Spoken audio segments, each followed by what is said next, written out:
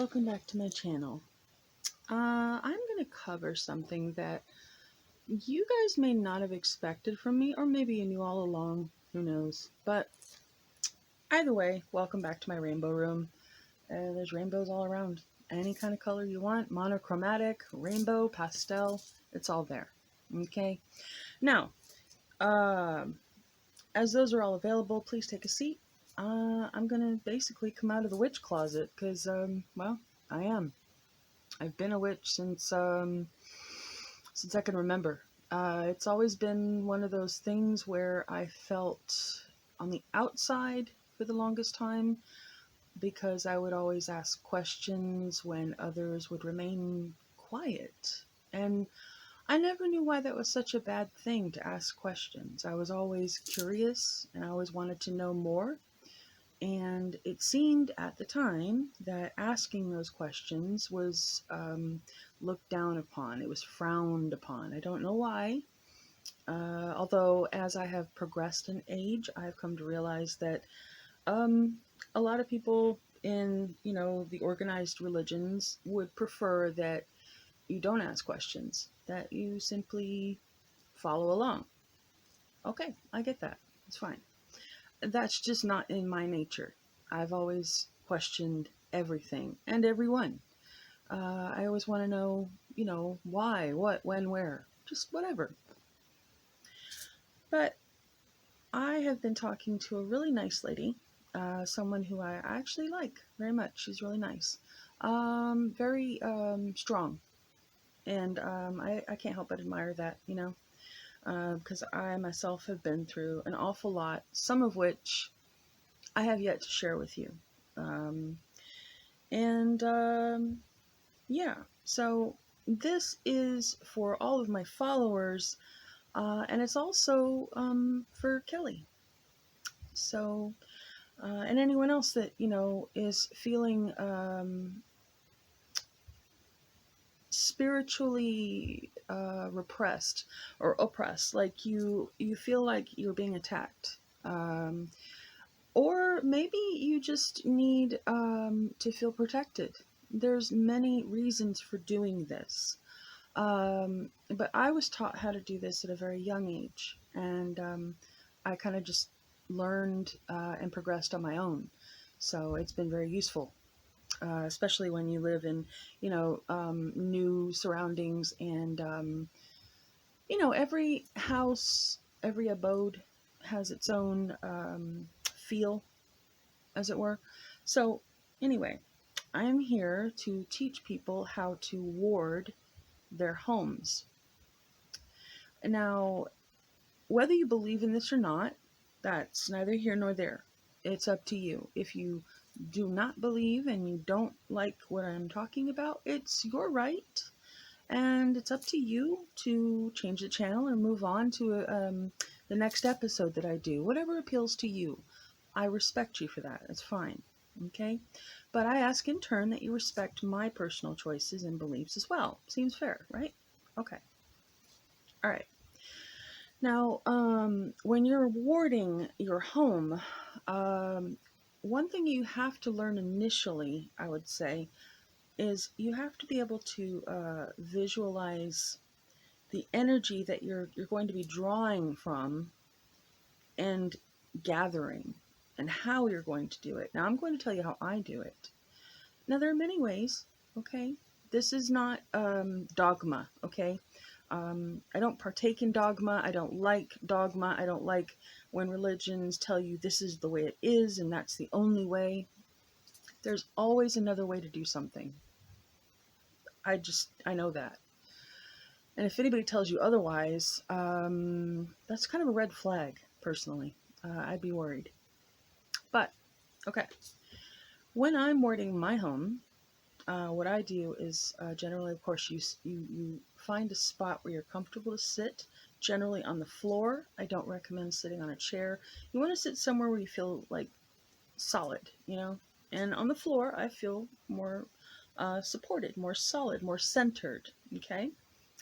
Now, as I'm sitting there, generally I will close my eyes and I will draw upon what I consider to be a source of power, which is Mother Earth.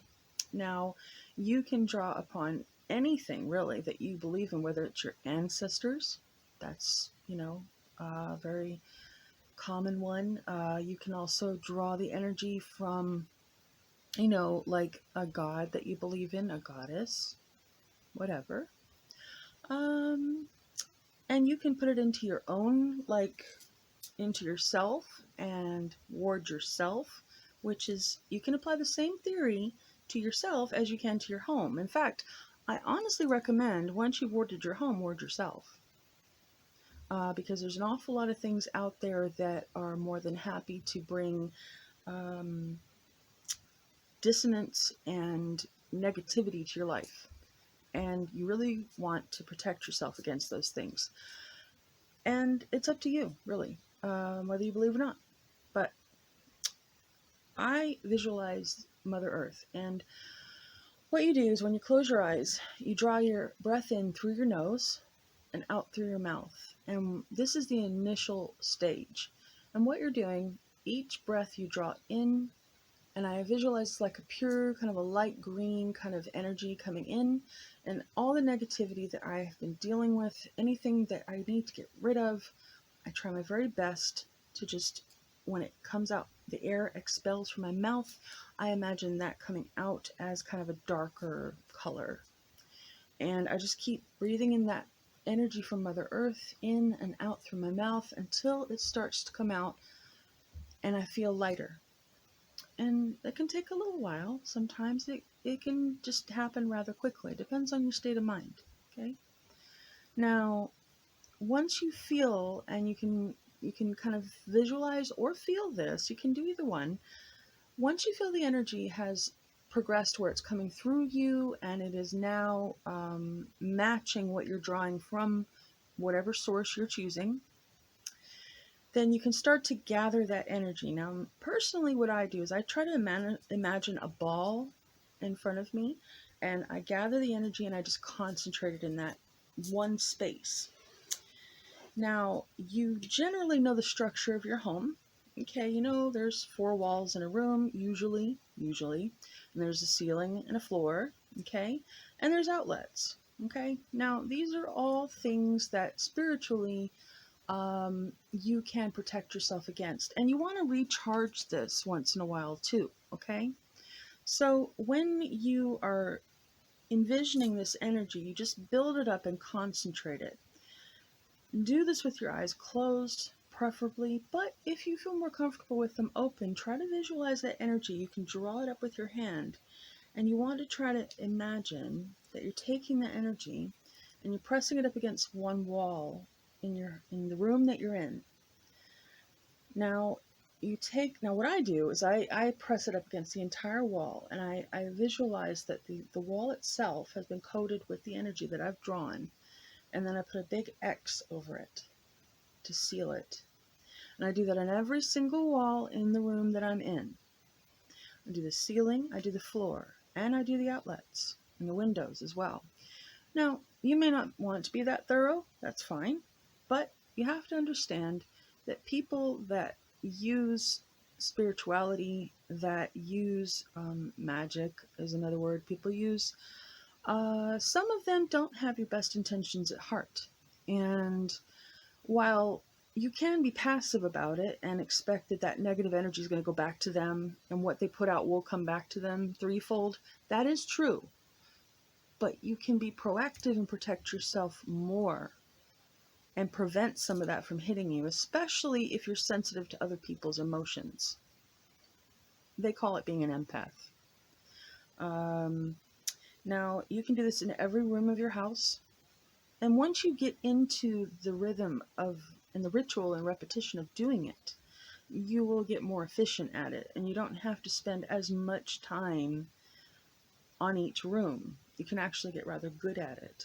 Sometimes you can also envision like throwing out a net into the whole room, and it just coats everything. I mean, for some reason, I don't know why, but Spider-Man just kind of popped into my head. I'm like, yeah, just a web, just covers the whole room. But it's you protecting yourself against the intentions of other people. And I have notice that there are just some people that cannot have other people be happy. I don't know why. It's just something that they seem to thrive on, and it's disturbing. Like, why somebody would want to thrive on someone else suffering, I don't know. But they exist. And you have to protect yourself against them. You do. Especially if they target you, especially if they're like, they've noticed you and you're succeeding and they don't like it. And it's really, it's kind of sick, honestly. People should not be in that mindset, but they are. So this is what you have to do.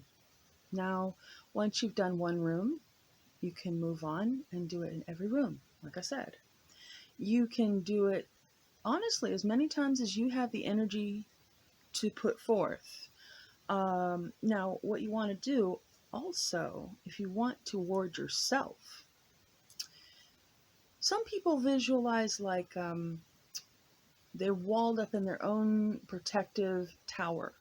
There's a wall that they've manifested around them that it's impenetrable. Nothing can come through it. They're protected. That's what I've heard most often. Now, that's a bit solid and a bit like unbending, unyielding. Personally, I generally tend to fixate on something more like water, because water can be both hard and soft. It can be forceful and it can be gentle. And I just imagine that I am surrounded by something that can be all of those things at once. Protean, as it were. Something that you can mold and meld and protect yourself with. It's up to you how you want to manifest this, okay? But you're in control.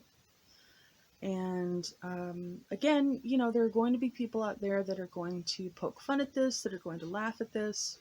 That's fine. But it's your life and it's what you believe. Okay? And I 100% know this to be true.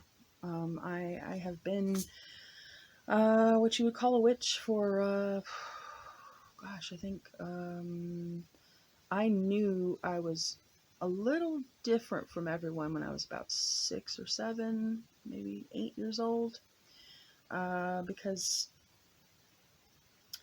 it just didn't make sense to me. And a lot of things didn't make sense to me in the church. And I didn't like it.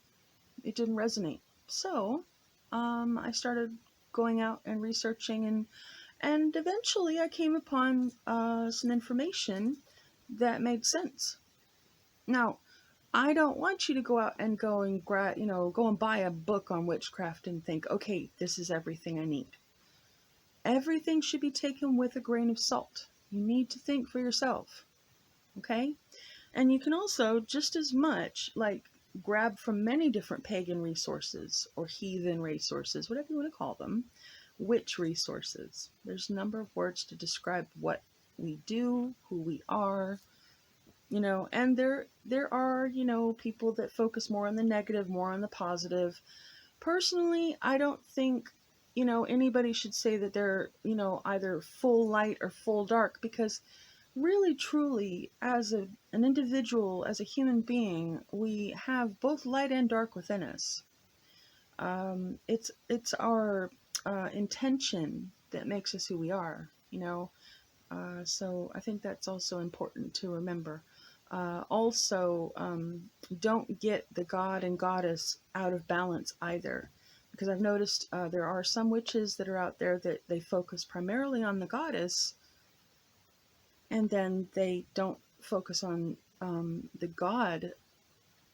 Now, I'm not sure if that has something to do with, just the patriarchal system that we're in. Probably.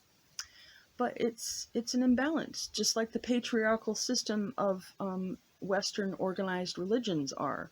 They're kind of imbalanced towards male energy, you know? So try not to get those things out of balance, okay? Now, I hope that this has helped. I will say this as a continuance, okay? Now, stones that do help ground, like ground you, calm you, keep things centered, okay, have always worked for me are like black tourmaline, hematite, smoky quartz, more hematite. Like I have a really heavy hematite one, and then obsidian. Those are the ones that I wear quite often. And these are just, pretty sparklies because, I'm practically a magpie. I love anything sparkly. Can't help it. I just see it and I'm like, oh, it's pretty. So, this also was for you, Kelly, because I thought you would appreciate this because, you said that you're Buddhist, I believe. And I got this mala, which is prayer beads. Ooh, if I could just aim this right. But that's the Buddha. It's a snake Buddha. Funny enough, I don't. I don't know if my camera's going to pick it up or not. But some of the beads on this are just gorgeous. You see that? So pretty, and it's incredibly long. I mean, this thing right here was not cheap, but this was made out of something called seraphinite. And seraphinite is both grounding and strengthening, and that can really help, especially when you're feeling like you are right now, what you were describing. So hopefully those can help you. Sorry for the noise. I'm trying to keep it low. And it can't hurt to have a worry stone as well, like a little worry stone, a palm stone, and just keep that on you, something grounding. This is obsidian. It's very thin, very small, and very smooth. And it's very comfortable in the hand. Like, just lays there. And you can like carry it in your pocket. Now remember, it can shatter. So you want to make sure you keep it in a soft pocket, obviously. But yeah, this can really help. And you can just rub on it, and the energy can really help stabilize your mood. And I found it very helpful, you know. And there are always going to be people out there. Believe me, I've seen them in legions talking about how it's all a bunch of BS. But you know what? It has not been a bunch of BS for me and a number of other people out there. So hopefully this will help you. Um, I have really enjoyed watching your videos and your live feeds and everything. And honestly, whoever that person is who keeps bothering you, try not to feed her. Try not to feed into her because she might be enjoying that a little too much, you know? Anyway, to the rest of my followers, I absolutely love you. I'm so grateful to have you following me on YouTube. If you've decided to follow me on TikTok, that's really awesome as well because I have had quite a few new followers, so it's exciting, you know? It's getting a little bit bigger, and I'm out of the witch closet now. Yeah, so hopefully that's going to go well. I don't know. But if not, I can take the criticism. I've had criticism quite often in my life and I'm used to it. So I can take it. All right. Well, if anybody has any questions, obviously, go down to the bottom, ask your questions. Didn't mean to make this so long, but hey, hopefully it'll help some people. And yeah, love you guys. I'll talk to you later. All right. Mwah.